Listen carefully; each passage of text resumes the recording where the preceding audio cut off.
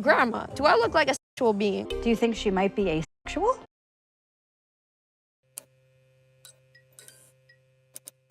The story of Jazz Jennings is super tragic. If you didn't know, Jazz Jennings was the most famous trans kid in the world. She has her own reality show with her family called I Am Jazz and has been in the media since she was like 5-6 years old. Jazz is a biological male and was affirmed as a girl since she was 2 years old, received puberty blockers when she was 11, and cross-sex hormones when she was 14, and got her first out of 4 bottom surgeries at age 17. I know that some of you might wonder, why are you saying she about Jazz? Jazz is a boy and never got the opportunity to be a boy, so how do we know that Jazz is a she/her? The only reason why I'm calling Jazz she is because that is what she sounds like and looks like. And the other reason why I'm not calling her he is because maybe she is a trans woman. Even though there's a small possibility that Jazz is truly a trans woman, truly a chronic gender dysphoric male, when we look back at Jazz's mom's old statements about Jazz, it didn't seem like Jazz was dealing with gender dysphoria. The other day, while dressed up, he looked in the mirror and said, "Mommy, what am I?" So I asked him, "What do you feel like?" His response was that he felt like a girl and wanted to know if it was okay to be a girl even though he had a penis. If you have the desire to take your 3-year-old son who's playing with dresses and his sister to a doctor, a specialist, a therapist, whatever, because you as a parent is upset and you think that there's something wrong with your child, unbelievable that this story is coming from the US, where you're actually allowed to be a feminine boy and a masculine girl. When we look at Jazz's story, I think we can all conclude that the mom is insane. The only reason why this little boy kept saying, "Mommy, who am I? Mommy, I want to be a girl," is because that little boy was looking at his mom, seeing her upset about her son being different. Which, I mean, I feel so stupid for saying that if a 2-year-old boy wears a dress one time, he's different. But you know what I mean. Clearly the mom thinks that her son is different. Believe it or not, social transitions are not harmless, are not reversible, because in this case about Jazz, she was affirmed as the opposite sex since she was 2 years old, since she can remember. A social transition is often a slippery slope. So it starts out with the social transition. Then the child is getting used to being affirmed and seen as the opposite sex. So what's gonna happen next? Then it's just puberty blockers. We're stopping the child's physical and mental development. And after a couple of years, these children will go on cross-sex hormones. Eventually, when they're adults, hopefully, they get surgeries. Again, it started out as just a social transition when they were really, really young, but it ended up being, well, let's dive into Jazz's story and about all the side effects Jazz is currently experiencing. This video is about 5 years old. I'm not sure if this is after her first bottom surgery or right before, but she's talking to her grandmother about dating. Is this a soulmate or a sexual mate? Grandma, do I look like a sexual being? No, wow, that's really sad. Of course you're not, because you were chemically castrated at 11 years old. Marcy Bowers, she said, I need to start figuring things out in terms of trying to have an orgasm. So, I mean, this isn't really my intention, but it could be a benefit of being in a relationship. Marcy Bowers is a trans woman and a surgeon and did Jazz's surgeries, I think all 4 of them. And here's Bowers talking about the side effects of blocking a little boy's puberty.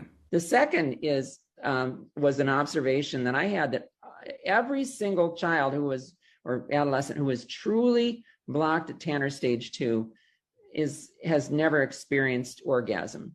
There's something so sad about how this teenager at the time has to figure out how to get the most natural thing in the world, has to work for getting the most natural thing in the world, an orgasm. And how surgeons are telling a 17-year-old how to masturbate. I'm not saying that it's creepy or she's too young to pleasure herself. Most 17-year-olds, boys and girls, trans or not trans, have already done this for a couple of years.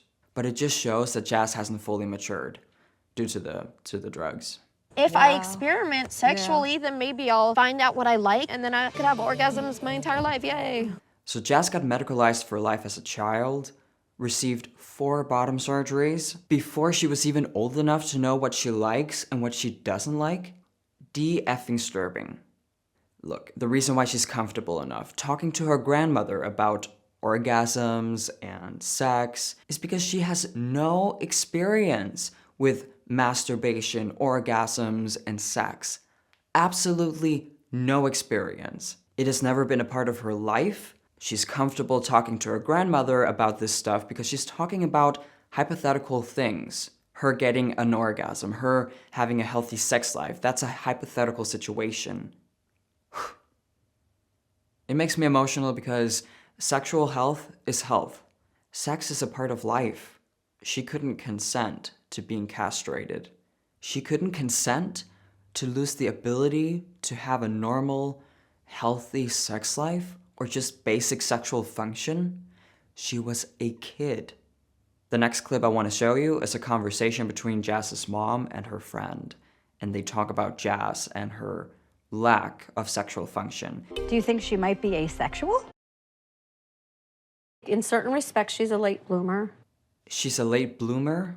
This mom is a monster trying to normalize the outcome of her chemically castrating her son.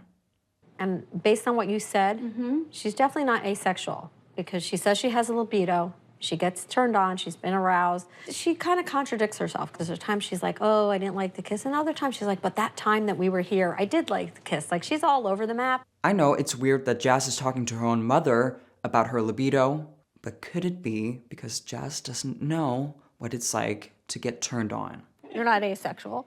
I'm definitely not asexual. I do like to kiss It's when just- the bond is there. You're feeling it and sparks are flying. I have a libido. Like, I definitely have sexual arousal. Sometimes I do think I'm demisexual. It's like, I don't know if I feel like being physical unless an emotional connection is there. But then other times I'm like, hey, maybe I should just explore the physical stuff with people. So I'm very open and very fluid in my sexuality.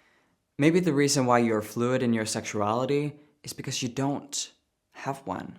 Jazz has identified as a lot of things throughout the years when it comes to her sexuality, sexual orientation. I cannot keep up, honestly. I've seen videos of her where she's on dates with boys, girls, the non-binaries. When I've seen clips of Jazz being on dates, she never looks truly interested. You can tell that Jazz is not attracted to the people she's on dates with. This is a very important thing to remember. When you stop a child's development, you're making it extremely hard for that kid to figure out what sex they're attracted to. Yeah, generally what and who they're attracted to.